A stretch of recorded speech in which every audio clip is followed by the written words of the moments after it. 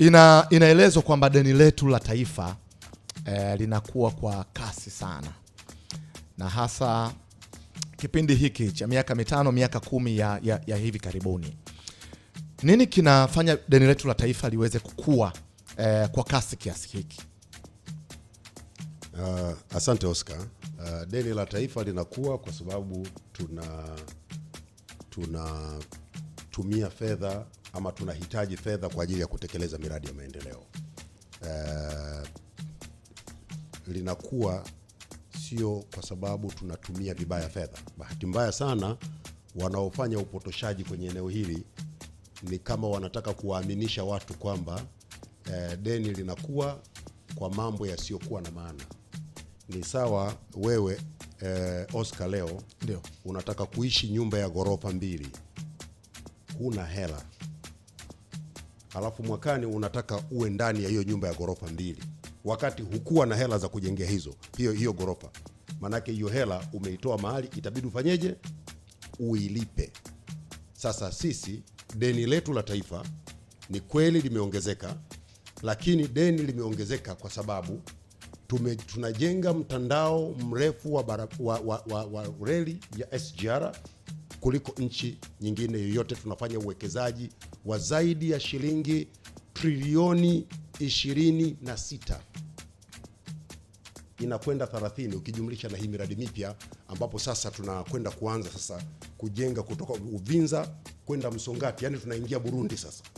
Ni uwekezaji mkubwa utakaoleta mageuzi makubwa katika uchumi wa Tanzania.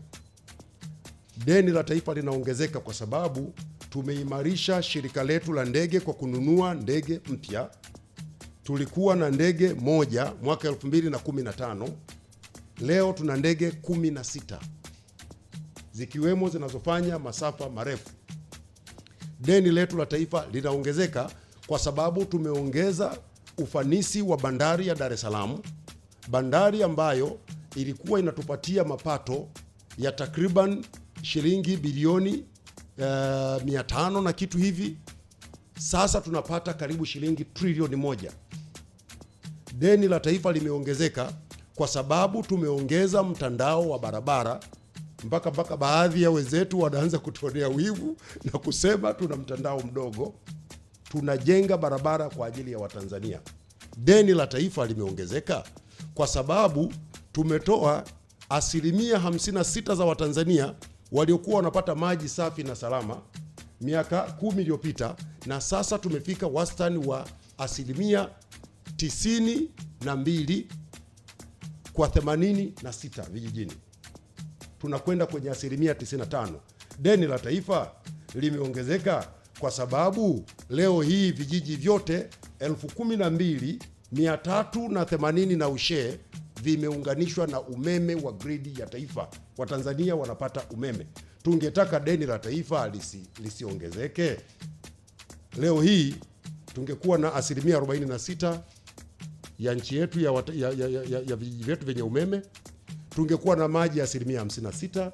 Barabara za lami ingekuwa leo hii ukitaka kwenda Mwanza lazima upite Nairobi, upite sijui wapi kule. Siku moja nimsikia Haji anazungumza nani Sirari Kisii ndio urudi uingie Mwanza. Lakini leo unaweza ukapasua hapa ukaenda moja kwa moja Mwanza, unaweza ukatoka Dodoma ukaenda Iringa. Watu wamesahau, unajua watu wanasahau. Ni miaka 5 tu iliyopita, 5 sijui 6 iliyopita. Ilikuwa ukitoka Iringa unakuja Dodoma lazima uzunguke Morogoro utembee kilomita 500.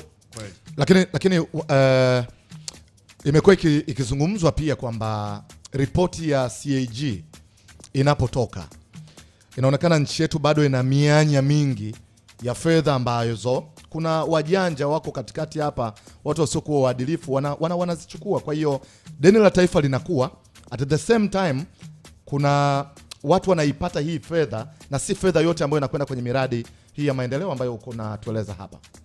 Siko hapa kupingana na ripoti ya CAG, lakini ripoti ya CAG ni kazi ya kimahesabu, na fedha za serikali zina utaratibu wa matumizi. Inawezekana kukawa kuna watu wanaofanya makosa ya matumizi ya rasilimali za nchi, na sheria zetu zipo wazi. Akipatikana mtu mwenye hilo kosa akathibitika pasipo mashaka, anachukuliwa hatua kwa mujibu wa sheria zetu. Lakini Oscar, fedha zetu zinakwenda kwenye miradi, na labda pengine watu hawajui. Mimi kwa mfano, mimi ni katibu mkuu, ni afisa masuhuli katika wizara yangu, Wizara ya Habari, Utamaduni, Sanaa na Michezo. Siwezi nikachukua fedha za ujenzi wa uwanja nikaitana na wakurugenzi wangu sijui na waziri sijui na nani tukagawana kula. Haiendi hivyo. Hela za serikali za miradi zinakuja kwenye mfuko mkuu wa serikali. Kukiwa kuna mradi, analipwa mkandarasi kutoka moja kwa moja hazina ya nchi, na malipo yake, fanya kazi, onyesha nimefanya kazi hapa, kazi hii inastahili kiasi. Bahati nzuri Haji ni diwani, anajua jinsi wanavyosimamia hela za halmashauri. Kwa hiyo kama kuna watu watafanya uhuni, utatafutwa kwa mujibu wa sheria. Hesabu zikifanyika, ndio maana kuna wakaguzi wakifanya ukaguzi, wakigundua makosa, ikithibitika kwamba afisa masuhuli ama mtumishi wa umma ama kiongozi amehusika katika upotevu wa rasilimali za umma, hatua zinachukuliwa. Lakini fedha zinaletwa kwa ajili. Mheshimiwa, hii ya CAG tangu wakati huo yuko mzee Ludovic Utoi, amekuja mzee Asadi, sasa hivi tena hatujawahi kusikia, lakini moja kwa moja kwamba huyu mtu amewajibishwa kutokana na ile ripoti. Maana kuna hati chafu zinatolewa, na hati chafu zinatolewa kwa sehemu ambazo kulikuwa kuna viongozi. Yani hatujawahi watu moja kwa moja tukamwambia bwana huyu amepanda Kisutu. Inasemekana sababu ilikuwa ni zile ripoti za CAG. Watu waone kama watu wanakuwa punished moja kwa moja. Natamani sana nitaje majina, lakini nadhani sio sawa. Lakini watu wanachukuliwa hatua. Lakini jambo moja. Na hili ningependa niongee kwa utuo. Taongea kwa muda mfupi, najua mnakimbizana na muda. Ripoti ya CAG ni ripoti ya kimahesabu.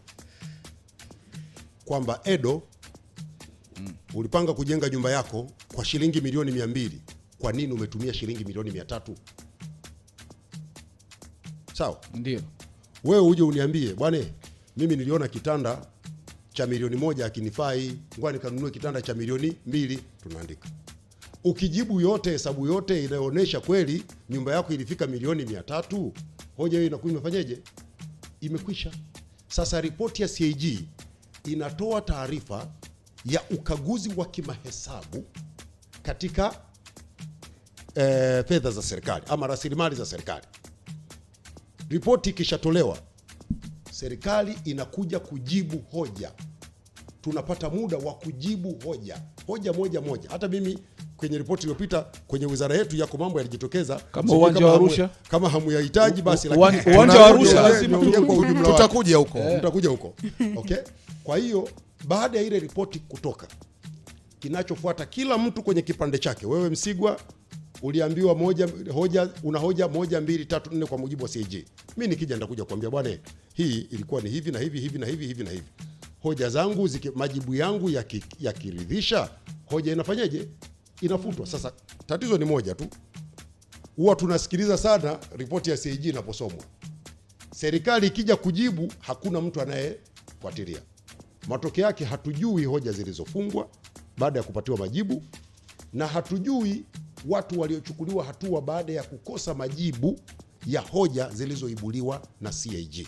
Lakini nataka nikuthibitishie Edo, watu wanawajibika. Ni vile tu kwenye utumishi wa umma huku, ukiondoa viongozi wale wanaoteuliwa na rais ambao utakuta wametenguliwa. Huku kwingine kwenye utumishi wa umma huku tunashughulikiana kimya. Mtu ukishafukuzwa kazi, ulikuwa afisa utamaduni, afisa michezo, ukishaondolewa kazini, hatuendi kwenye gazeti sasa Adelatiri akafukuzwa kazi. Lakini wananchi wanatamani wewe ambaye ulikuwa unahudumu kwenye ofisi ya umma na kuna ubadhirifu umetokea kwenye ofisi ya umma, isiishie tu kwenye kuondolewa kwenye nafasi yako, upelekwe mahakamani, na kama ikithibitika umefanya huo ubadhirifu au kutumia visivyo ofisi na resources za umma, uweze kuwajibishwa kwa mujibu wa sheria zetu za nchi. Sawa. Kuna watu wanasema kumuondoa tu kwenye nafasi haisaidii, amekula mabilioni ya pesa zetu sisi kama Watanzania. Kwa nini asifikishwe mahakamani na ikithibitika sheria ichukue mkondo wake? Narudi pale. Wako watu wamefikishwa mahakamani, sitaki kuwataja majina. Lakini nyinyi ni waandishi wa habari wenzangu, mmesahau heka za Kisutu. Mmesahau watu wanakutwa na makosa ya uhujumu uchumi. Mmesahau watu wanakutwa na makosa ya wizi, wanapelekwa wapi? Mahakamani. Akithibitika anapelekwa mahakamani, atapambana na sheria za nchi. Sheria zetu za utumishi wa umma, hatua ya kwanza tunakuondoa kwenye utumishi wa umma, hatua ya pili unapelekwa mahakamani. Kule utakwenda kuhangaika na mahakama, ukikutwa na hatia unachukuliwa hatua kwa mujibu wa sheria. Lakini nataka kusema kitu kimoja kwa Watanzania, na waombeni sana, tuzisome ripoti za CAG kwa weledi na tujue utaratibu wa kikaguzi katika nchi yetu. Sio kila kitu kilichotajwa pale basi ni moja kwa moja. Maanake mlikuwa mnataja uwanja wa Arusha, mimi nimeambiwa uwanja ulikuwa bilioni 187, umekwenda 338. Hivi nyinyi mnaona nafanana na kuwa na bilioni 200 nyumbani mimi? Nini kimetokea pale mheshimiwa? Labda ungewaelewesha. Sasa unajua serikali itakuja kujibu, sitaki kujibu maanake yalishakuja makelele mengi sana, Msigwa anajibu. Hapana, nilishaona. Sasa wameichukua ile ripoti ya CAG kama ndio hukumu ya moja kwa moja ya serikali. Wakati Mheshimiwa Rais alivyopokea